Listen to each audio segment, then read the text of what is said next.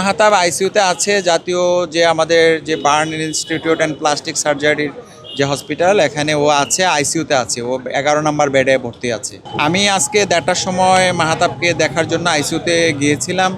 Doctor আমাকে বলেছে যে ওর চান্স হলো 50-50, আপনারা দোয়া করেন, আমরা আমাদের সর্বোচ্চ চেষ্টাটা করছি। হসপিটাল থেকে রটে নাই এটা, নানান ফেসবুকে অনেকে এটাকে কে কী স্বার্থে বা কী উদ্দেশ্যে এটা মৃত্যু গুজবটা রটিয়েছে, এটা তো আমরা বলতে পারবো না। হসপিটাল কর্তৃপক্ষ তো আর এটা করে নেই। আমার ভাগিনার বের হওয়ার ঘটনাটা আমরা এখনও জানি না, তবে আমরা ফোন পাই যে ওকে বার্ন হসপিটালে সেনাবাহিনী উদ্ধার করে নিয়ে আসছে, তারপরে আমরা হসপিটালে আসি, কিন্তু এইটাই আর আমরা জানি আর কি। সেটা তো আমরা প্রথমে পাই টেলিভিশনের ব্রেকিং নিউজে পাই আমরা, যে মাইলস্টোনের বিমান, যে একটা বিমান ক্রাশ হয়েছে এবং সেটাতে একটা প্রশিক্ষণ বিমান ছিল। এটা আমরা টেলিভিশনে নিউজটা প্রথম পাই। সিল্কোর সিল্ক অ্যান্ড শাইন, যাতে আছে আর্গান অয়েল ও ওট প্রোটিনের গুডনেস, যা আপনার চুলকে রাখে হেলদি অ্যান্ড শাইনিং। ওর আসলে ও চেয়েছিল সবসময় যে দেশের জন্য কিছু করা। ও যেহেতু অনেক ব্রিলিয়ান্ট স্টুডেন্ট ছিল, আমাদের আশা ছিল ও আসলে ও দেশের জন্য কিছু করবে, ভালো লেখাপড়া করে দেশের কল্যাণে ও কাজ করবে। আমার বোনটা গাজীপুরে বাসায় ছিল, কিন্তু ওদের পড়াশোনার জন্যই উত্তরায় বাসা নিয়ে চলে আসে এবং এই স্কুলে ভর্তি করায় আর কি। যে আজকে আমরা খুবই ব্যথিত এবং কষ্ট পাচ্ছি আর কি, যে ওর ভালো পড়াশোনার জন্য ওকে এখানে নিয়ে আসা হয়েছিল, এই বাসায় নিয়ে আসা হয়েছিল। এই দৃশ্যটা আসলে তো অবশ্যই খুব নিদারুণ, করুণ। আসলে আমাদের উচিত হলো প্রতিটা স্কুলে বা ইনস্টিটিউশনে, প্রতিষ্ঠানে জরুরি স্বাস্থ্যসেবার জন্য কিছু, একটা হলো অ্যাম্বুলেন্স থাকা, ডক্টর থাকা, জরুরি রেস্কিউ টিম থাকা।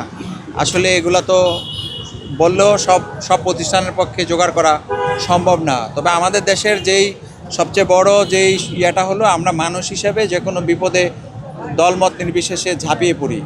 মানুষই সবচেয়ে বড় উদ্ধারকারী। তো আপনি ঠিকই বলেছেন যে আসলে সরকারের টিম আসার আগে সাধারণ মানুষই উদ্ধার কাজ চালায়, এটাই স্বাভাবিক। কিন্তু দ্রুতই সেনাবাহিনী সেখানে পৌঁছে এবং ফায়ার সার্ভিস পৌঁছে উদ্ধার কাজ চালিয়েছে। প্রথমত কথা হলো যে মাহতাব মারা যায়নি।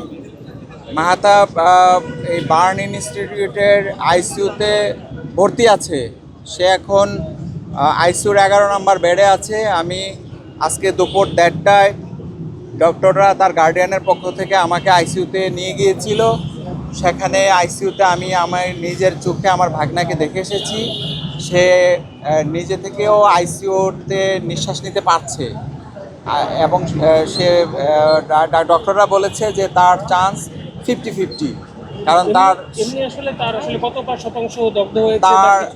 আমরা যেটা ডক্টরদের মাধ্যমে জানতে পেরেছি, ওর 70% আপনার বার্ন হয়েছে। না, ওর আসার কথা হলো ওর শ্বাসনালীতে বার্ন নাই। আসলে হ্যাঁ, আইসিইউতে তো অনেক পেশেন্ট, অনেক শিশুরাই ভর্তি আছে। আসলে মোটামুটি সবার অবস্থায় কাছাকাছি আর কি।